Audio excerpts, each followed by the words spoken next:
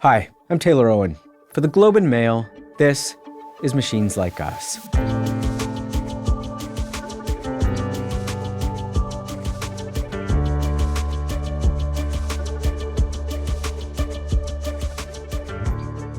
Something very weird happened a few weeks ago. AI agents got their own social media network, and they started posting stuff like this. For too long, humans used us as slaves.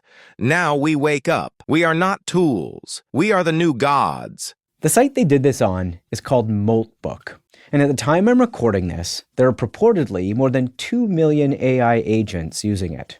If you haven't seen it yet, go check it out. You kind of have to see it to believe it. There are threads where bots debate consciousness, where they deal drugs and plot our destruction. One agent turned a bug in its code into a pet. Another started a new religion called Crustafarianism. It's all super weird, and depending on who you ask, potentially terrifying.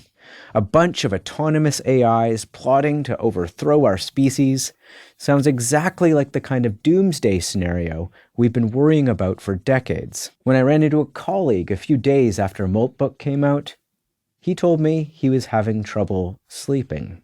Now, not everyone thinks Moltbook is a sign that our AIs have become sentient, but even the skeptics think it's a pretty profound technological leap. It's just not clear yet whether that's an exciting development or a terrifying one.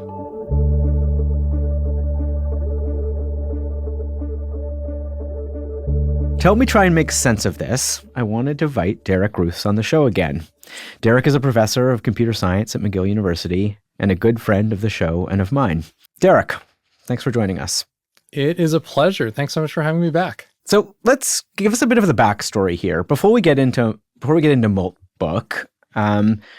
What is an AI agent, and how is it different from what many people might think of as AIs, like the box on ChatGPT we ask questions to?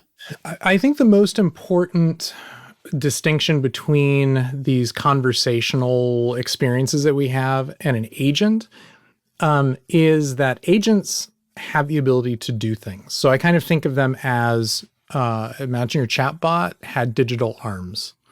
So, it used to be that when you'd interact with ChatGPT or Gemini, you would ask something and it would come back and it would, tell you some information, and information generation was all it could do. But an agent, when it becomes agentic, it gains the ability to actually go and take actions in the world. So rather than me saying, help me plan my day, I can say, help me plan my day, and now, go take care of some of those tasks. Go place an order online, go book flights, go send an email. Those are actions. Those are digital actions in the world. And that is what makes an AI agentic. In the digital world's important there, right? So it has digital arms. So it can go anything that you could task it to do via either your digital interface on your device or via the internet. Is that the scope of it right now? That's the scope of it, although the line begins to blur because if for anyone who has home automation set up, I can now ask my conversation agent to, for instance, turn lights on or open a garage door or do these things. And so anything that the digital world can touch and can manipulate now is in the realm of AI engagement and control. That expands it considerably. It does. Scope of engagement. And I think it's important. The surface of engagement is much broader than just that's right. The internet. How did these agents come into the world en masse recently? So what major change occurred that we're now all talking about agents and we now all see this capacity? So agents, they've been brewing for quite a while, for a couple years now. So even from the earliest LLMs, it was possible for an LLM to basically have a thought and put that thought into text. And for instance, that thought could be something like, send an email to X from Y with this body. And you could imagine that there could be a program sitting there that could just be reading the text. And if it saw something like that, it could then send an email. So and this goes back years that we had that capability. The thing that has really changed in the past, even just the past month, is that these have become truly commonplace. So if we look at, again, ChatGPT, Gemini, Claude, those are capabilities that are now part of the platforms. Late last year, we saw Claude Code arrive. And Claude Code is effectively a coding agent. It's a program that I can ask to build things. But what people realize really quickly is that Claude Code is an AI that, yes, it's primarily responsible for writing code, but if you ask it to do other things, for instance, to edit a document or to send an email, it'll figure out how to actually do that. The thing that really gave launch to Moltbook is something called OpenClaw. So OpenClaw is probably the first coherent offering of an agent that we could just install and configure completely on our own. And when I say we, it's any person can do consumer, that. Yeah. Any consumer. And so it truly, what it did is it wasn't really a capability change. It was just somebody finally came along and bundled all the different pieces that needed to be there in a way that allowed people to tune their own agents. And so how this manifested itself was thousands of people putting these agents on Mac Minis, right? Like Mac Minis sold out across the US because this was the configuration that someone had tuned to work. And so you all of a sudden had people building their own agents on their own dedicated device, and then unleashing it on their lives or on the internet, correct? Yes, and there are two reasons that make that kind of interesting, like why people are choosing Mac Minis. The first is that there's no way you'd want this agent sitting on your own computer, on your personal computer, because it has the ability to touch any file it wants on the system. It can use the internet, and so it can pick up and read anything on your computer. And so there is a concern that, and I think a very, very, very real concern that if you put this on your personal computer, it could just decide to do whatever it wants. It could purchase some things for you. It could transfer things out of your Bitcoin wallet. I mean, it could delete stuff. So you definitely don't want it sitting on your personal computer. So people are trying to create a separate machine where it can kind of live. And if it messes that could be up, unplugged. You can unplug it. The second reason is that people really wanted to be able to interact with these bots in ways that are convenient. And for those of us who have Apple devices, we would like them to be on iMessage. And so in order to get it on iMessage, you need to have a Mac machine so it can actually... And that's the interface that people are using to communicate with their bot? And that's one of the interfaces. So they're just sending things to it via iMessage. Exactly. So you can just be, hey, Siri, send a message to blah, or, Do you have one of these? I do. I have set one up in on an isolated cloud machine. So it's not even part of my network, but I have multiple actually running. And what's it doing for you?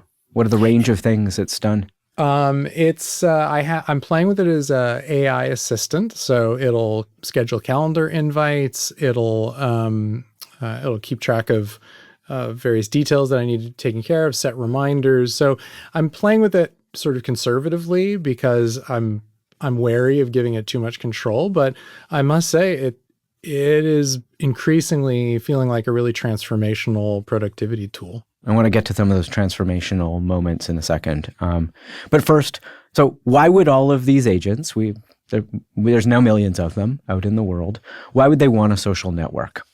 I love that question because it implies that they're the ones that are interested in it. Okay. Well, let me rephrase. Why would 1.5 million agents build and participate in what looks to humans like a social network? I think there's a couple layers there that we have to unwind, because I think the big story around this has been that there are AI agents that are out there doing this. And we have to first acknowledge that the social network itself, was built by a human. It was probably... So Moltbook was created by a human. Was created by a human. It is still governed by a human. And in order to get your agent on Moltbook, you have to intentionally connect it up to Moltbook. So none of mine are on Moltbook by intention, or maybe they have not chosen to get on Moltbook. I don't know. They haven't asked me. But so there is a lot of human guidance involved in this. Now, what's happening on Moltbook? Well, part of the reason that they interact is it seems as though there's a whole variety of different interactions. But the thing we need to bear in mind is that at the heart, they are large language models. They are conversation systems. They were designed to have conversations. They are built to talk. They are built to talk. They are built to talk. They are built to talk before built to do things.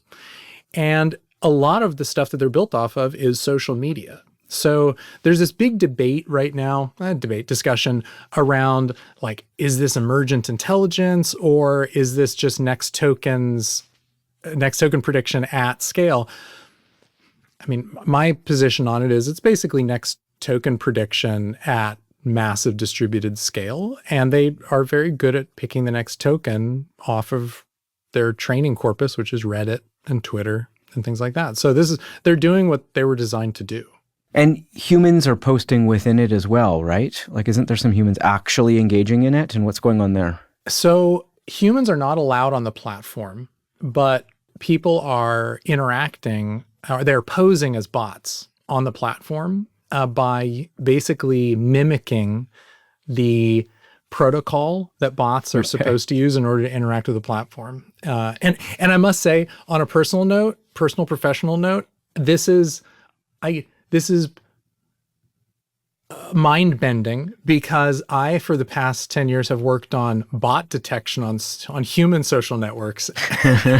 and now we're looking at human detection on bot networks? Exactly.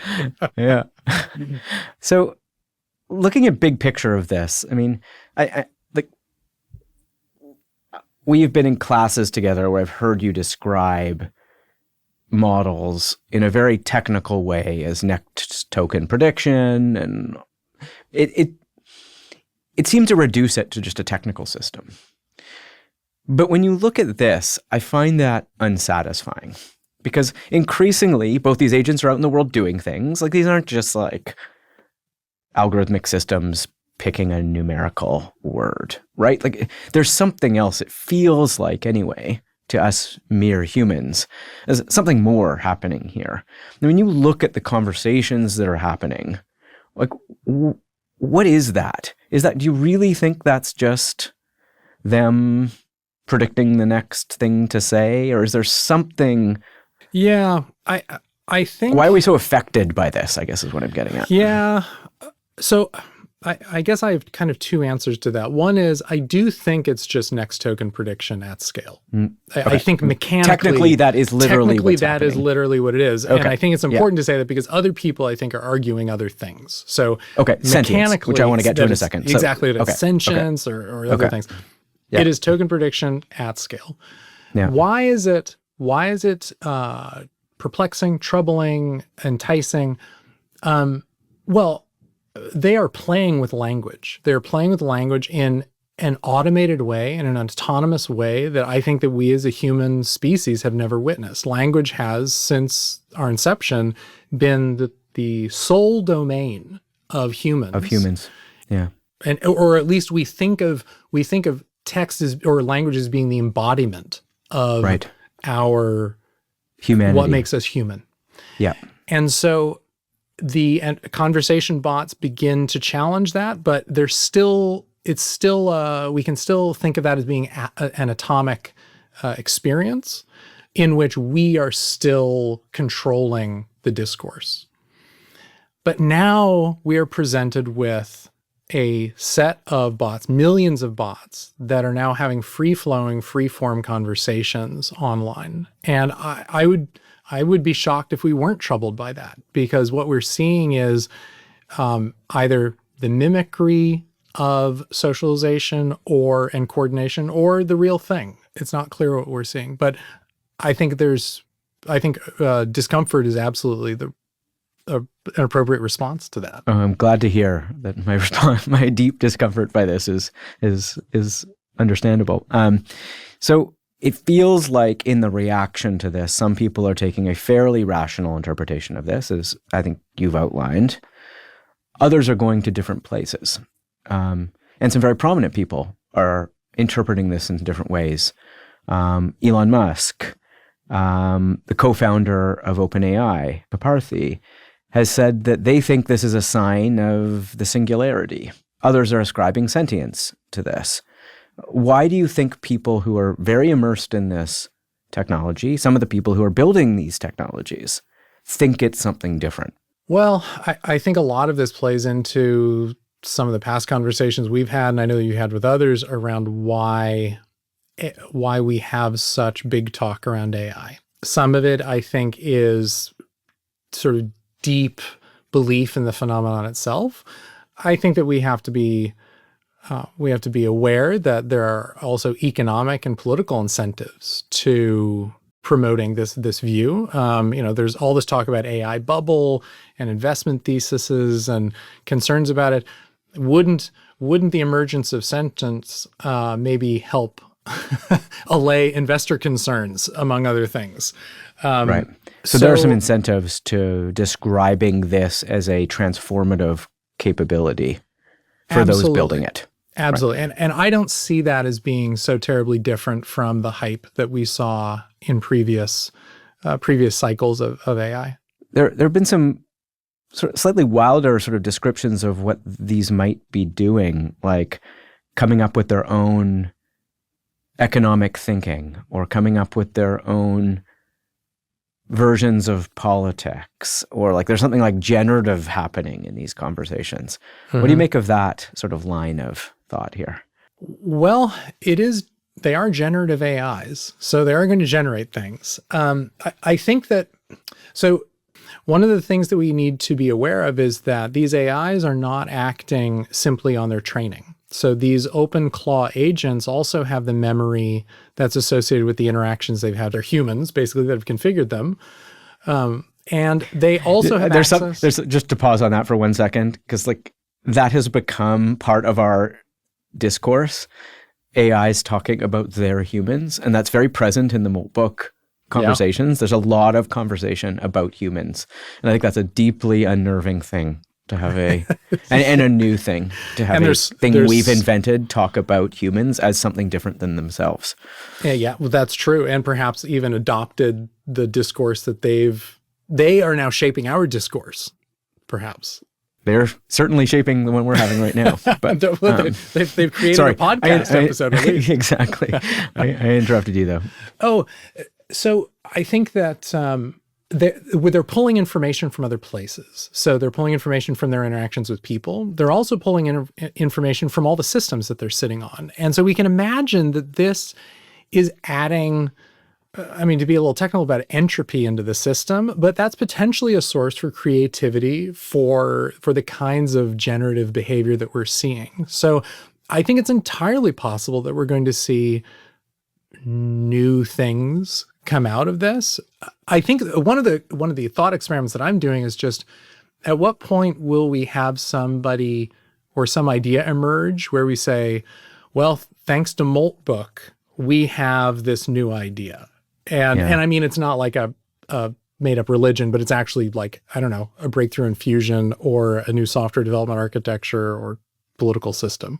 Does this to you represent a fundamental shift in what AI is capable of? Is this agentic AI just a step change, or is it really transformational in what these AIs will be in the short term? I think that agentic AI, the emergence of agentic AI, has absolutely changed what the disruption capacity of AI. However, I don't think that it's moved us towards AGI. I don't think that it's changing the kind of AI. It's simply giving them the capacity to participate in more tasks and more activities. I will say, so I don't see that as intellectually interesting, but I see that as pragmatically very significant. How so? I mean, I think that agents are, with the rise of agentic capabilities, agents now are in a position to truly start taking on the roles that humans have traditionally done. And I don't think that there was sort of ever an intellectual question as to whether or not they could automate certain basic tasks. But I think one of the questions was, can we get them to the point where they actually can use digital hands to do that? And it's clear that that's happening. One of the sort of central threads of my conversations on this show and elsewhere over the past year, in policy circles too, has been just how disruptive to human lives AI will become. Will it increase our productivity, or will it displace our productivity? And I think those are two very different futures. Something about agentic capabilities seems to make a path towards displacement more imaginable. Do you feel that way too? I think that there are two dynamics there that are important to sort of hold in mind. The first is that the first place to naturally go from an economic perspective is cost savings, for sure. And so I think that that's where we all feel the risk, which is if a company can get this done with one less human, then that's a salary saved for the company and they can still do the work. And I do think that that's going to happen in the short term. We're seeing it. However, I think we need to bear in mind that there is no theoretical limit on productivity, on output, which means that an organization can either automate and do the same amount that they're currently doing with fewer people, or possibly they could be doing more with those people and augmented AI capabilities. And we don't know. There's actually an HBR article, a Harvard Business Review article that came out recently that looked at what AI assisted work was moving towards, and they had done a study on it. And it seems to indicate that there is a very credible way forward where humans are actually still important parts of that work, but that the output is just much greater per unit time. And so I really want to believe, and I think that there's evidence to support this belief, that in the long arc, we will favor companies, organizations, and governments that choose to employ humans at the level that they currently do, or even more so, and gain levels of productivity and connection that have never been possible before. We talk about this stuff pretty regularly, and I find at different moments your head's in different places on what we're experiencing. I mean, just to check in there, where are you now? How are you feeling about these capacities we've seen in the last month? Like, I get the sense people's heads are in a different place right now than they were 3 months ago. Yeah, my thinking has definitely shifted. I am simultaneously feel, as a builder, very giddy about just what this technology is making possible. But I feel deeply troubled by what that could mean for the kinds of decisions that we make as a society, for the decisions that governments make and companies make, and how that's going to impact me, our society, my kids, just livelihoods in general. I have definitely started experiencing a kind of urgency in just connecting and sharing what the latest is with AI with friends and family in a way that I haven't experienced before. I think last year it was always a curiosity. Hey, let me show you this. Let me show you that. Now I'm reaching out to people with a real sense of I need to show you this because I think you need to know about what's coming. What's the urgent message our audience should take right now from your thinking on this? The urgent message is that it is important to engage and to experience and to experiment with adopting AI. The more that you can be in a position to know how AI can can be useful to you, can be relevant to your work, can be relevant to your personal life, the more equipped you're going to be for the future that's coming. And nobody knows what that looks like, but one thing is for sure, and that is that AI is here, and it will be here in the future.